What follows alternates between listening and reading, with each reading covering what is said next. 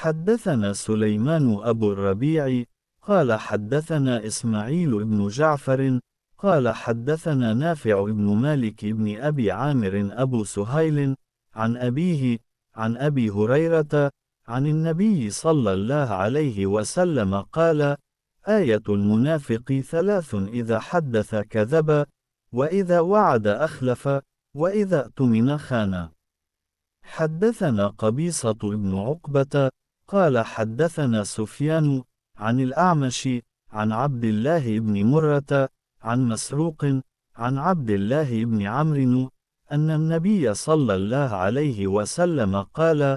4 من كن فيه كان منافقا خالصا، ومن كانت فيه خصلة منهن كانت فيه خصلة من النفاق حتى يدعها: إذا اؤتمن خان، وإذا حدث كذب، وإذا عاهد غدر، وإذا خاصم فجر. تابعه شعبة عن الأعمش. ہم سے سلیمان ابوالبی نے بیان کیا، ان سے اسماعیل بن جعفر نے، ان سے نافع بن ابی عامر ابو سہیل نے، وہ اپنے باپ سے،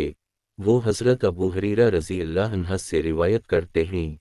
وہ رسول اللہ صلی اللہ علیہ وسلم سے نقل کرتے ہیں کہ آپ صلی اللہ علیہ وسلم نے فرمایا: منافق کی علامتیں 3 ہیں، جب بات کرے جھوٹ بولے، جب وعدہ کرے اس کے خلاف کرے، اور جب اس کو امین بنایا جائے تو خیانت کرے۔ ہم سے قبیصہ بن عقبہ نے یہ حدیث بیان کی، ان سے سفیان نے، وہ عمیش بن عبید اللہ بن مرہ سے نقل کرتے ہیں،